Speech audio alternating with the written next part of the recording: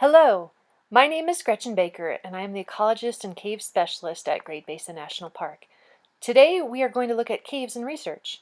Lehman Caves is the best known cave in Great Basin National Park. Cave tours started in 1885 and have continued since then. In recent decades, more than 30,000 people each year go through this beautiful, highly decorated cave. Lehman Caves is the longest cave in the state of Nevada, at over 2 miles long. There are 39 other known caves in Great Basin National Park. Some are short and dusty. Some have streams running through them. Some are entirely horizontal and flat. Some require a long rappel on rope to enter. Some have evidence of Native American use. One requires wading in a waist-high midden slurry that feels like quicksand. Some, at high elevation, have perennial snow and ice within them. We are conducting climate research, bat surveys, and biological studies at some of these caves.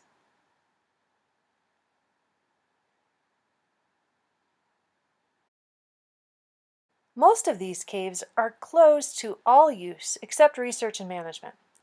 However, a handful of caves are open to recreational use for experienced cavers with a permit and their own gear.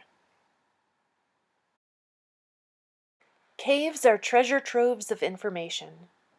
Their protected environment, steady climate, and old age help them preserve many objects. Handwriting made with a pencil 100 years ago still looks fresh. Archaeologists are recording the more than 2,500 historic signatures in the cave. Paleontology studies in 1938 and 1963 found animal remains in the cave from species that no longer live in the area, like desert tortoise and an extinct horse species. A more recent survey found many more animal bones, including a partially calcified marmot skull. Although Lehman Caves has been studied for a long time, we are still learning more about it. Over the past few years, cave geologists such as Louise Hose have studied the origins of Lehman Caves.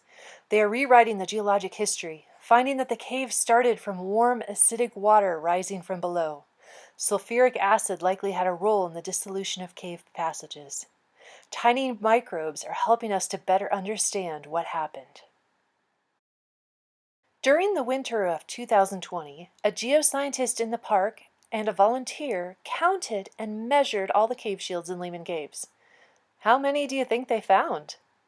If you guessed 504, you are right. This may be more than any other known cave. 3D scanning along the tour route in 2020 will also help us learn more about the cave.